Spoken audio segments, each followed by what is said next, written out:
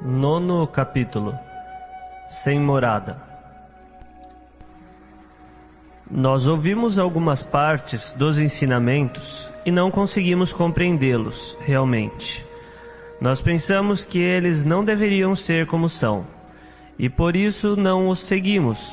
Mas na verdade há uma razão para todos os ensinamentos. Pode parecer que as coisas não deveriam ser dessa forma, mas elas são. Inicialmente eu nem mesmo acreditava na meditação sentada. Eu não conseguia ver qual benefício que poderia haver em simplesmente ficar sentado com os olhos fechados. E a meditação andando. Caminhe a partir desta árvore, faça a volta e regresse. Por que me incomodo? Eu pensava. Qual a utilidade de todo esse caminhar? Eu pensava dessa forma, mas na verdade a meditação andando e sentada são muito úteis. As tendências de algumas pessoas é que as fazem preferir a meditação caminhando, outras preferem a meditação sentada.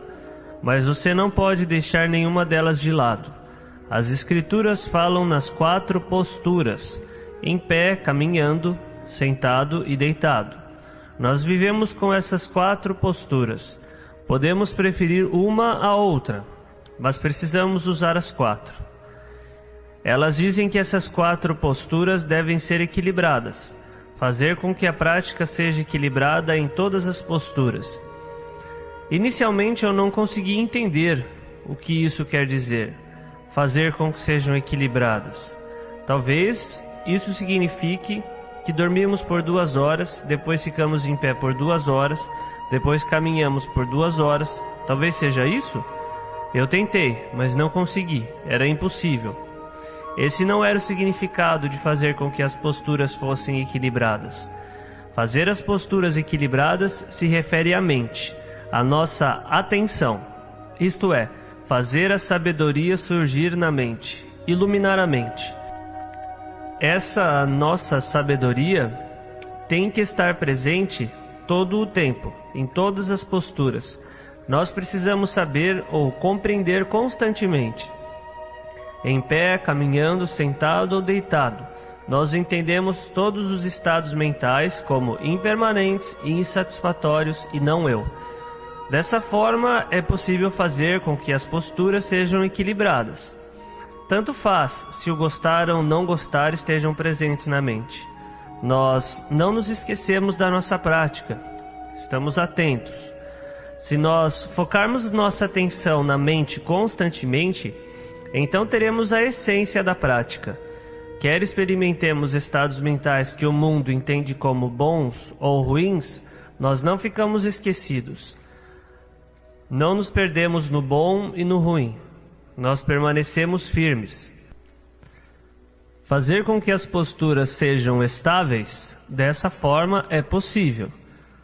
Se tivermos estabilidade na nossa prática e formos elogiados, então será simplesmente elogio. Se formos criticados, então será apenas crítica. Nós não ficamos excitados ou deprimidos com isso. Permanecemos exatamente igual. Por quê? Porque vemos o apego em todas essas coisas. Nós vemos o que elas causam. Nós estamos constantemente conscientes do perigo em ambos, no elogio e na crítica. Habitualmente, quando estamos de bom humor, a mente também está. Nós vemos ambos como sendo a mesma coisa. Se estamos de mau humor, a mente também está mal, e nós não gostamos disso. Assim é como são as coisas. Essa é a prática desequilibrada. Se tivermos equilíbrio apenas o suficiente para reconhecer os nossos humores e saber que estamos nos apegando a eles, isso já é um grande avanço.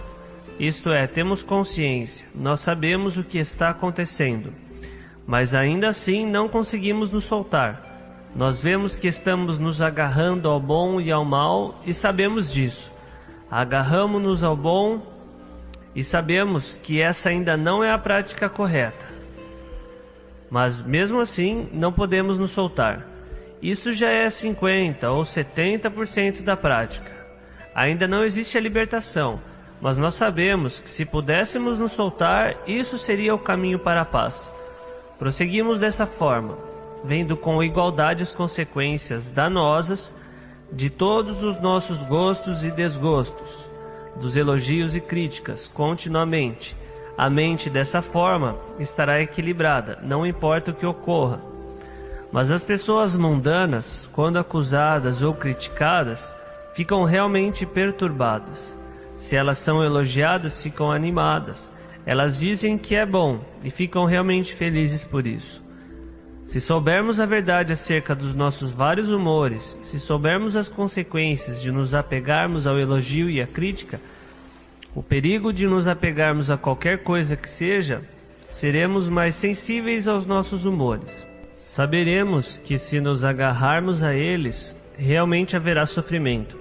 Veremos esse sofrimento e veremos o nosso apego como a causa desse sofrimento. Começaremos a ver as consequências do apego e do agarramento àquilo que é bom e àquilo que é mal, porque nós os compreendemos e já vimos o resultado. Não trazem a verdadeira felicidade. Então, agora vamos procurar uma maneira de nos soltarmos.